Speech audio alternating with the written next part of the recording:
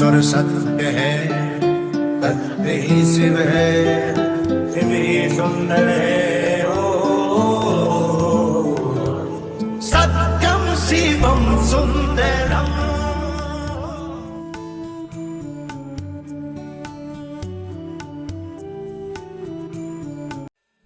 নমস্কার বন্ধুরা, আজকের প্রতিবেদন শিব শক্তিধাম গোপাল মাঠ দুর্গাপুর। আশা করি আপনাদের এই প্রতিবেদনটি ভালো লাগবে।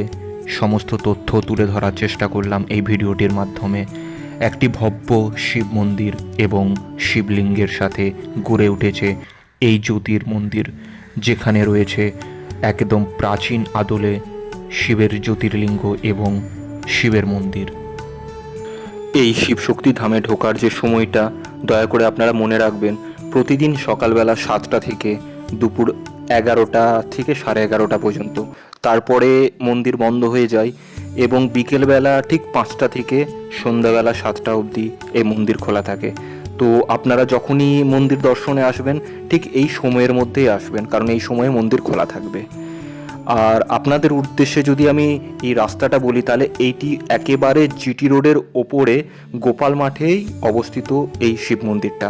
তার মানে হচ্ছে পানাগড় থেকে যদি আপনি আসানসোলের দিকে যান, তাহলে যেখানে আপনার জিটি রোডে গোপাল মাঠ শহরটি আসবে, গোপাল মাঠ শহরে একদম জিটি রোডের ওপরেই এই মন্দিরটি অবস্থিত। এইবারে আমরা ধীরে ধীরে প্রবেশ করছি মূল মন্দিরের ভেতরে। মূল মন্দিরের ভব্যতা এবং সৌন্দর্যতা দেখে মন একেবারেই জুড়িয়ে যায়। এর প্রত্যেকটা যে স্তম্ভ এবং ওপরের কাজ একেবারে অমায়িক। ধীরে ধীরে আমরা এই প্রাঙ্গণের ভেতর দিয়ে গিয়ে মূল মন্দিরের ভেতরে প্রবেশ করছি, যেখানে আমরা শিব ভগবানের পূজা দেব এবং সেই ভগবানকে দর্শন করব। বন্ধুরা, আমি ভিডিওটিকে অহেতুক লম্বা করলাম না। যতটুকু ইনফরমেশনের প্রয়োজন ততটুকুই দিয়ে আমি এই ভিডিওটিকে শেষ করব, যাতে আপনাদের ভালো লাগে। এই শিব শক্তি ধামে গেলে আপনারা শিবলিঙ্গের ভব্যতার সাথে আরেকটি খুব গুরুত্বপূর্ণ জিনিস দর্শন করতে পারবেন, সেটা হচ্ছে এখানকার কুণ্ড।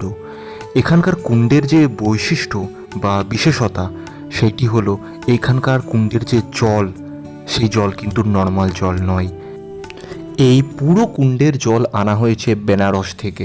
বেনারসের যে গঙ্গা, সেখান থেকে ট্যাঙ্কে ট্যাঙ্কে করে জল ভর্তি করে সেই জল এনে এই কুণ্ডের মধ্যে ঢালা হয়েছে।